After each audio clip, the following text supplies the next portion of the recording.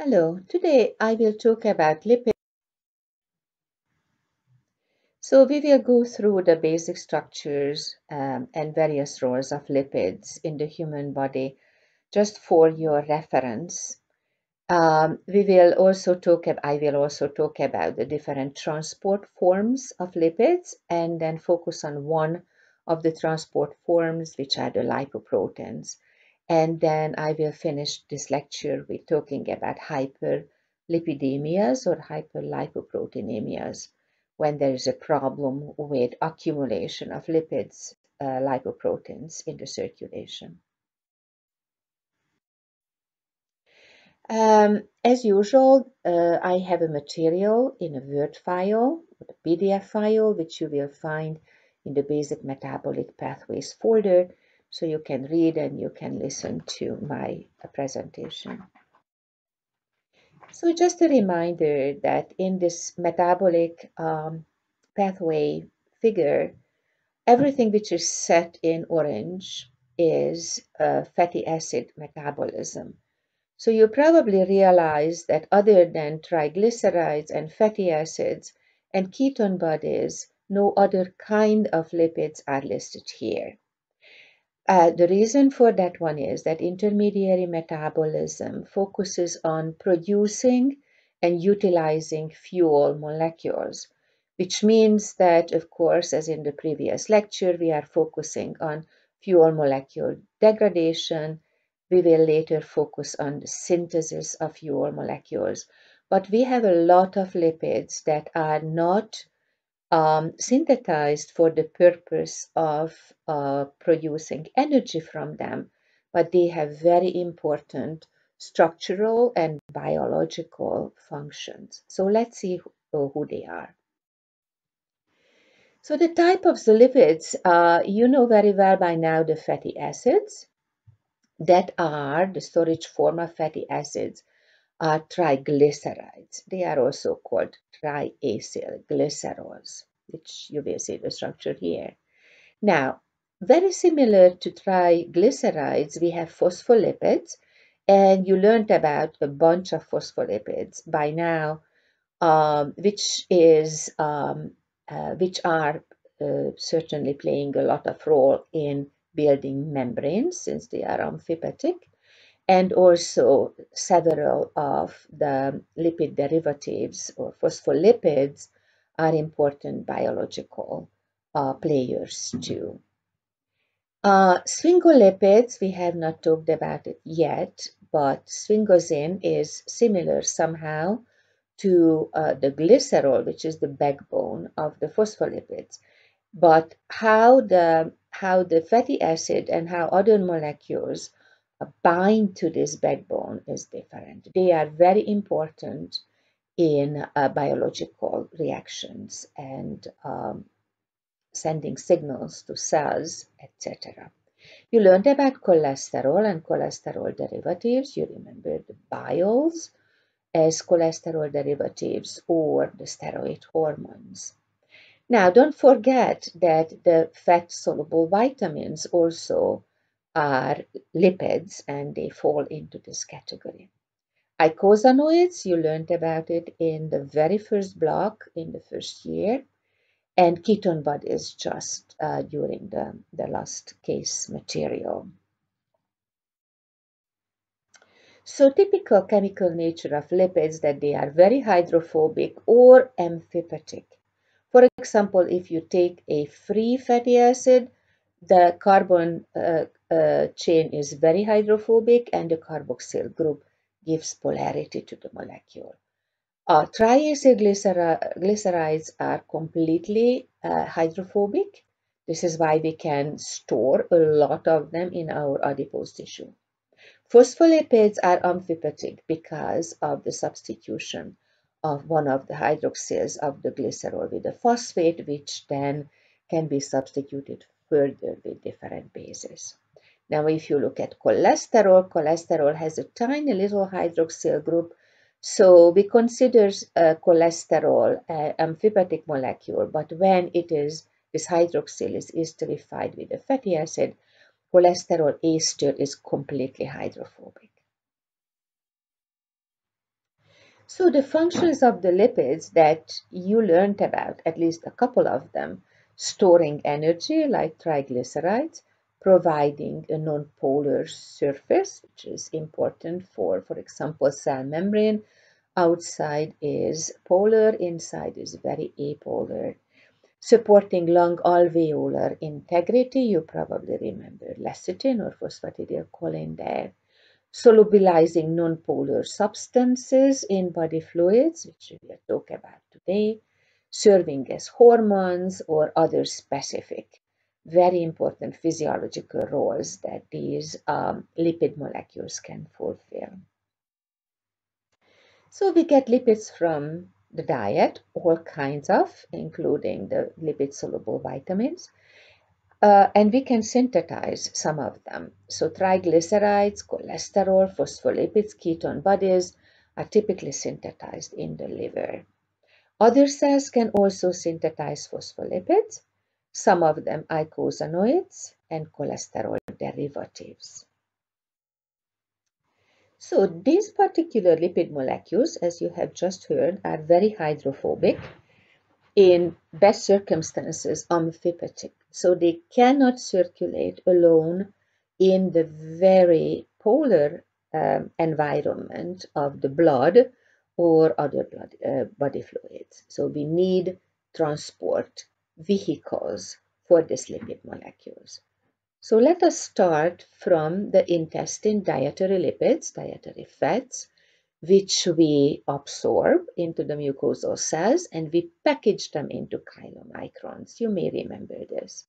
So the circulating form of the lipids, which came from the diet, is in the form of chylomicrons. Now we have stored lipids. These are triglycerides.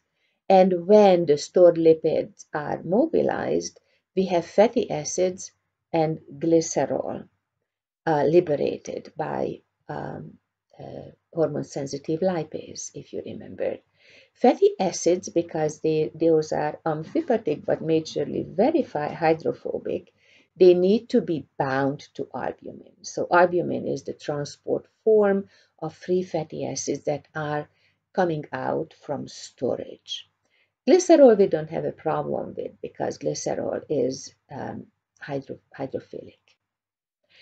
So, bound to albumin. The third class that we need to talk about is the newly synthesized lipids, especially those that are released from the liver. So liver can synthesize a lot of lipid-like molecules.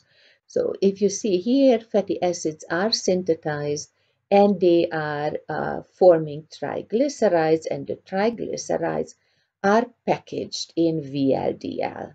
This is a lipoprotein again. Now, we are synthesizing complex lipids, some of them phospholipids or gangliosides and glycolipids are used by the liver, but some of them are also packaged in VLDL. And we are synthesizing cholesterol, and cholesterol is also packaged in VLDL. Ketone bodies are also synthesized when we starve, but the ketone bodies are soluble, short lipid fuel molecules, so we don't need transport proteins for that. So what will you find in the blood then? To summarize, you will have chylomicrons that package dietary fats, VLDL that package lipids that are synthesized by the liver, and free fatty acids that are bound to albumin, and the ketone bodies which are soluble. So let's focus again on lipoproteins. If you remember from the vital fluids block, lipoproteins are very important lipid carriers. They have a single membrane of phospholipids, and some of the molecules are intercalated in the phospholipid layer, like cholesterol being amphipotic, and the neutral lipids are in the inside of the lipoprotein particle. And let me remind you that this phospholipid layer also contains proteins. We call them apoproteins, and depending on what kind of apoprotein is there, it can bind to different receptors and recognized by different cells. Again, just a review that we have chylomicron, which is the largest, which is very rich in triglycerides, and some cholesterol that we take up with the food. Then we have VLDLs, again assembled by the liver, lots of triglycerides and some cholesterol. And then when VLDL goes out to the circulation, it releases lots of triglycerides and also some cholesterol, and it goes through a change of size and also relative cholesterol content. So VLDL, IDL, LDL, they are smaller and smaller and contains relatively more and more cholesterol. Chylomicrons also give their lipid content to the peripheral cells, mainly triglycerides. Again, chylomicron remnant is smaller and smaller and contains relatively higher cholesterol and cholesterol ester. And then the HDL, which is synthesized by the liver and intestinal cells, is going out to the circulation, and it picks up cholesterol from the periphery. Now, I would like to draw your attention to the actual apoproteins that these particular lipoprotein particles carry. I circled two of them majorly in 3 different lipoprotein particles. So B48 is typical of chylomicron, and of course chylomicron remnant also will carry that. VLDL and its remnants, IDL and LDL, has B100, and HDL doesn't have any B category apoproteins, but it has A and C and E. Now, why are these important? It is important because these are apoproteins that are recognized by different cells, and they are also recognized by the liver when these particular remnants and HDL need to go back to the liver to get rid of extra cholesterol. You may remember from the cholesterol lecture that then the liver needs to make a decision about what to do this incoming cholesterol and how to balance it with the newly synthesized cholesterol there.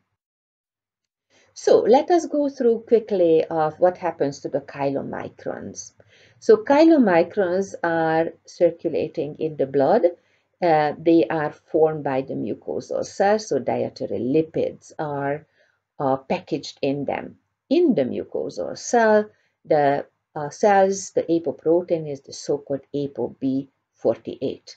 When the chylomicrons go out to the blood, through the lymphatics, you might remember, then ApoC2 and ApoE is transferred to the chylomicron particles from HDL. You remember HDL is also synthesized by the intestinal mucosal cells and also by the liver.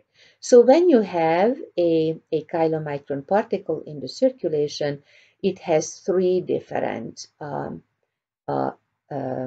apoproteins. Now, why do we have these apoproteins? It's important to remember that these are binding to specific receptors. So, for the function of the lipoprotein chylomicron, it must contain ApoC2 because ApoC2 is recognized by the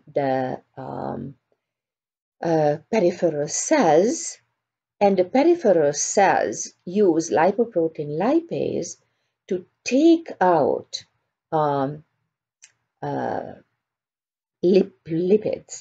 lipids from chylomicron. If ApoC2 would not be on the surface on different cells, then chylomicron could not release its lipid content. So lipoprotein lipase, if you remember from a previous lecture, it is stimulated by insulin, which means that much more lipids can be released to the periphery, Well, it's very logical because chylomicrons are actually formed in the small intestine after we have eaten. So when glucose is sending the signal to the pancreas to release insulin, that insulin also helps to take up dietary lipids from chylomicrons. Now, when we go further in the circulation, we reach the stage when we have this chylomicron particles smaller and smaller, more and more lipid are released from them. So then ApoC2 can be given back to HDL, and we reach the final stage of life of chylomicron. This is now a chylomicron particle, which we call chylomicron remnant, and it is very rich in cholesterol and cholesterol ester and much less triglycerides, because of course in the periphery much more triglycerides were released than cholesterol, just because of the need of energy of different cells that can use fatty acids from triglycerides. So we have two cell surface proteins. One is ApoB48 and the other is ApoE. Now ApoE is necessary for the liver to recognize the chylomicron remnant particle and take it up and handle it intracellularly. Now, ApoB48 is actually a risk factor for atherosclerosis because ApoB48 can be recognized by the endothelial cells of the blood vessels. And when it is a chylomicron, it is okay, but when it is a chylomicron remnant, then these particles will be taken up by the blood vessels. And you may recall from the vital fluid block that this is a problem because that can lead to cholesterol deposition and atherosclerosis. Now, VLDL and LDL, just a reminder that VLDL, or very low density lipoprotein, contains all of the lipids that are synthesized by the liver.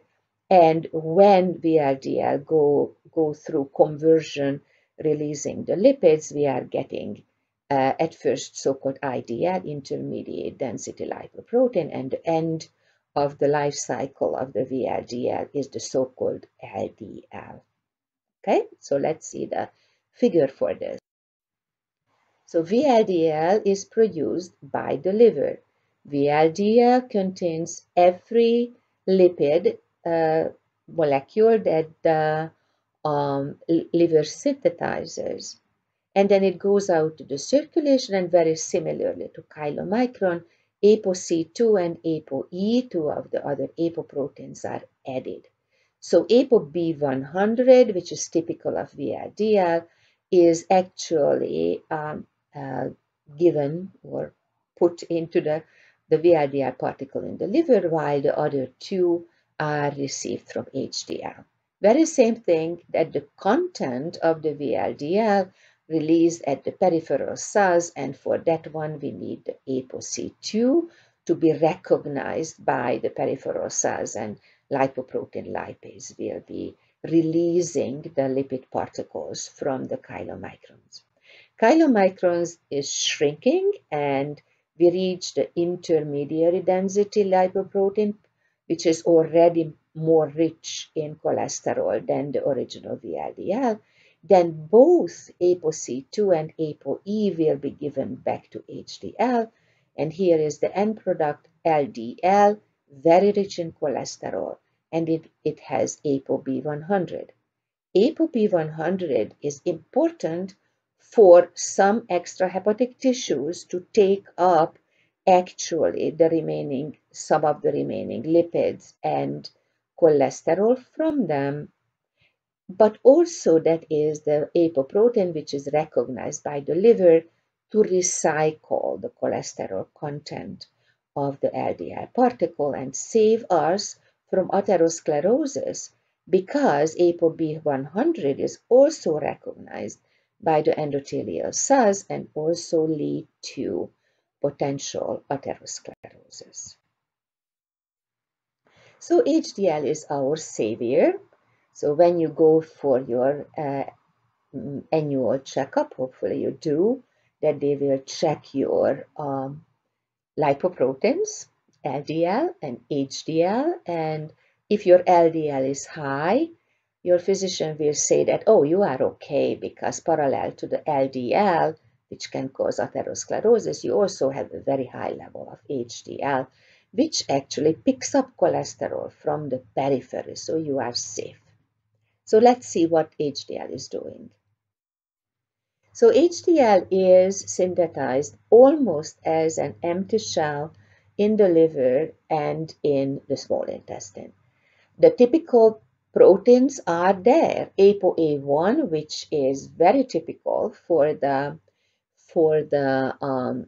HDL particle, and you see C2 and E, which is given to and received back from chylomicron and VLDL. So what is important here? What is important that when the HDL is going out of circulation, it actually can pick up cholesterol from the peripheral cells. And this ApoA1 is very important for this recognition, and it actually activates the so-called ABCA1 cholesterol transport protein on the cell surface of peripheral cells, through which cholesterol will be released, and to be able to package into the inside of the HDL, that we need an enzyme. And ApoA1 activates the cell surface, or I would say apoprotein surface enzyme, which is called LCAT, which is lecithin cholesterol acyltransferase. So it does the esterification of cholesterol. So cholesterol, which is released by the peripheral cells, will be esterified and packaged in the middle of the HDL particle. This actually is a very important enzyme, and if this enzyme is not activated, or there is a problem, genetic problem with the LCAT, then cholesterol will stay in the periphery and it will lead to peripheral cell damage, including atherosclerosis. Now, we have HDL. Don't worry about numbering it HDL 1 to 3. Majorly, we have the HDL particle that can encapsulate more and more and more cholesterol ester with the use of LCAT, and then it goes back to the liver. Now, what happens in between that, because cholesterol synthesis is expensive, some of the cholesterol ester actually will be given to the VLDL particles, but the rest will go to the liver. And the difference between HDL take-up and the take-up of chylomicron remnants and LDL is that HDL is actually binding to a so-called scavenger receptor, RSB1. The name came from this receptor is scavenging for the HDL particle. So for sure, independent actually whether LDL and chylomicron already loaded a lot of cholesterol to the liver, this receptor will take up HDL, and HDL will release the cholesterol content there. So this is in short that we talked about. And please remember this, that all of the particles that are containing either dietary or newly synthesized lipids, they need to go back to the liver, as well as HDL, which is picking up cholesterol from the periphery, need to go back to the liver. And I labeled here ApoE is the protein, the apoprotein, which is recognized by the liver, which is under the surface of chylomicron, as well as VLDL remnant. So ApoE receptors can take up on the surface of the liver, can take up these remnants. ApoB100 specific receptor is used to take up LDL, and SRB1 scavenger receptor will be used to take up cholesterol, HDL particle and cholesterol by the liver. So this figure I showed you probably already 3 times, but I just wanted to revisit it with you to say that here is the pathway, the LDL, and through ApoE receptor, the chylomicron remnant is actually endocytosed through a clathrin-coated bit of the cell through a cell membrane. This whole coated particle will go to the endosome. Cholesterol, ester, and every content will end up in the lysosome. And if we are healthy and didn't eat too much and not too much cholesterol is going back to our liver, the receptors are going back to the surface of the liver to take up more remnants. And you remember from here that the liver will make a decision what to do with the taken up cholesterol, whether store it, whether turn it into bioactive molecules, including bile or steroid hormones, or completely degrade it and utilize it within the cell. Not the cholesterol, but the other particles. So you also remember that we talked about this, that depending on what the intracellular concentration of cholesterol is, it can feed back to the de novo synthesis of cholesterol and also the synthesis of the LDL receptors, which means that it can be downregulated, so no more cholesterol is taken up until the intracellular cholesterol level is decreasing through excreting cholesterol in the form of bile and also surrounded by bile into the small intestine. So let us talk about where this wonderful system can go wrong and how do we develop hyperlipidemias, or other word for that, hyperlipoproteinemias. So let me go through this figure with you. So here is the chylomicron pathway. Here is the VLDL to LDL pathway. Here is the HDL picking up cholesterol, and everything is going back to the liver. So let's go around. Type 1 hyperlipoproteinemia. It is also called hypertriglycerolemia. Actually, a lipoprotein lipase deficiency. You remember lipoprotein lipase was important for the chylomicron remnant, but also, and I didn't put the arrow here, but I should have, I'm sorry, here, for the VLDL remnant to release lipid content. So, in type 1 hyperlipoproteinemia, a lot of chylomicron full particles will be circulating because it cannot release the lipid content in the periphery. All right, next one is familial type 3 hyperlipoproteinemia. And it is actually ApoE deficiency on the surface of the liver or potentially other peripheral cells. The problem is that chylomicron remnants and IDL, which is a VLDL remnant, cannot be taken up by the liver, which means that these particles will circulate and being deposited in the periphery. So hypercholesterolemia and premature atherosclerosis will develop. All right, type 2 hyperlipidemia, it is also called familial hypercholesterolemia, is similar to type 3, but it affects ApoB100 related liver uptake.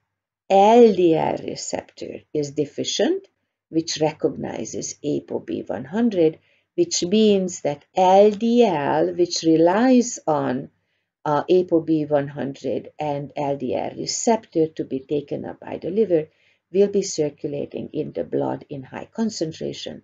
So hypercholesterolemia and premature atherosclerosis will develop. All right, next is familiar L-cat deficiency. You remember L-cat is important for the HDL to be able to take up cholesterol from the periphery, and this L-cat makes sure, this enzyme makes sure that cholesterol is esterified and put it into the middle of the HDL. If L-cat, the enzyme, is deficient, HDL cannot pick up cholesterol, cannot esterify it, cannot deliver it. So there will be a marked decrease in HDL and, of course, an increase in the peripheral deposited cholesterol. Also leads to atherosclerosis. And one which is not related to how these lipoproteins are processed in the periphery, hepatic steatosis or fatty liver, which you will learn about it in this case discussion, also from pathology. There is an imbalance between triglycerol synthesis and the ability of the liver to package it in VLDL.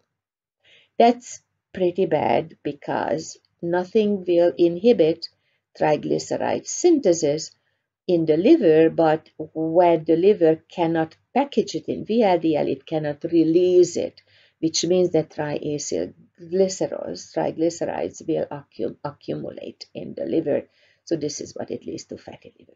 Obesity, uncontrolled diabetes mellitus, chronic alcoholism can all lead to hepatic steatosis. I just wanted to show you a couple of signs of hyperlipidemias.